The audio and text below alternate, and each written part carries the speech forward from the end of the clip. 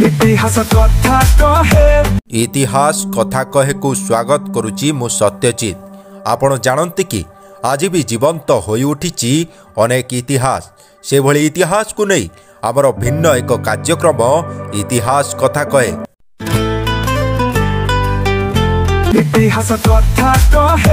आजिर अध्याय बुलीजिबा मधुपुर गढ़ राजप्रसादर बाहर दृश्य जेतिकी रमणीय भितर दृश्य ताठारु अधिक रमणीय कहा जाए। आज भी राजप्रसाद भितरर इतिहास कथा कहे। आसंतु जिबा राजप्रसाद भितर को ता पूर्वरु जानिबा ए अंचल रे शासन करुथुबा राजा मानकर वंशावली। राजा शेखवात सिंह प्रथमे आगमन करथिले।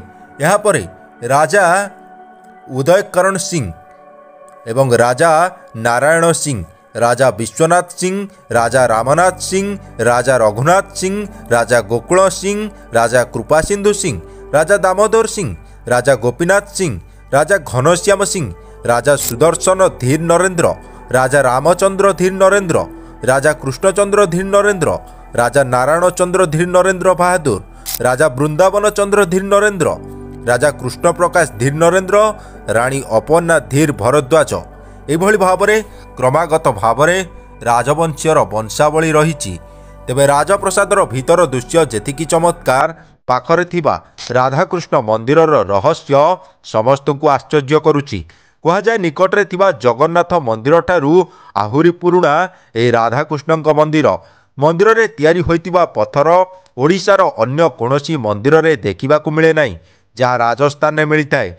धड़ा मुगुनी पत्थर निर्मित मंदिर आज भी पूर्णांग इतिहास परी ठिया होइछि। यार पत्थर मार्बल परी धड़ा होइछि। आज भी बखाणुची मधुपुर गढ़र कथा।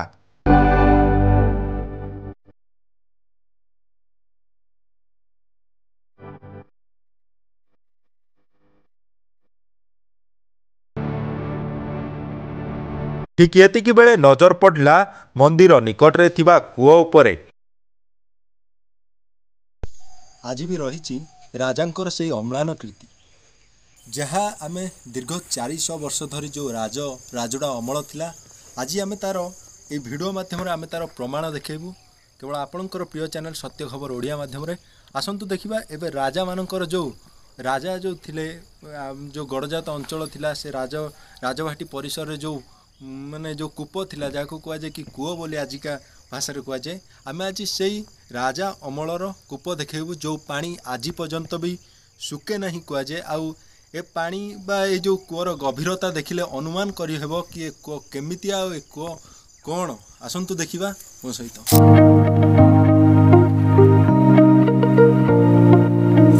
आमे आसिक पहुंची जाइछु ता एंट्रेंस रे। आपण मन देखि परथुवे तार कूअर जो एंट्रेंस अछि को भलिया हेछि। एबे का अमल तो हेटा माने तैयारी हवा भारी कष्ट, किंतु सेते बेले जो राजा शासन थिला से समय जो ये जो निर्माण हेछि, ये जो आर्किटेक्चर जा कुआ जे कि जो कारीगरी बा जो कौशल जा कुआ जे आपण माने देखि परथुवे निखुण कारीगरी हेछि। आपण देखंतु आसन देखिया कूओटा को वर्तमान जीवा कूओटा देखिया केम लागुची। आपण माने देखो छु सीधा सड़क आसन देखिया कूओटा।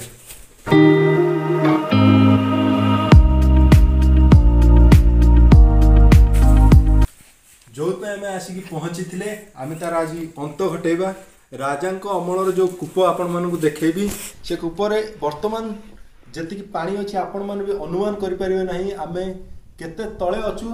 आउ से तले भी कूओ आपण मैंने देखु ए कूओ जीवन रे कौनसी बा जो कह जाए कि जमा सुके नहीं से कूअरे आम आसिक पहुँचीचु। आपण मैंने देखिपे देखु से कूअर पानी को भाई अच्छी और एपर्यंत से कूअर गभीरता आपण मैंने देखिपे ठीक अनुमान करें कूअर गभीरता कहा जाए।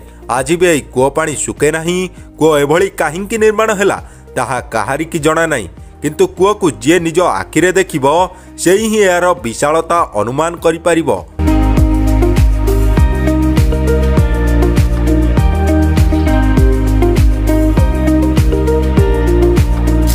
पुणी नजर पड़ा राजांकर फोटो और बाघ जंता एवं निर्मित हो रही पालिंकी।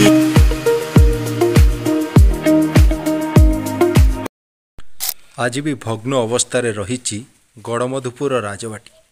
आम आपन को गड़मधुपुर राजभाटीर भीतर दृश्य देखा आपण मैंने सीधा सड़क गड़मधुपुर राजभाटीर भीतर दृश्य देखिपे कि भाव में भग्न अवस्था आज परित्यक्त अवस्था रही गड़मधुपुर राजभाटी आपण मैंने देखिपे।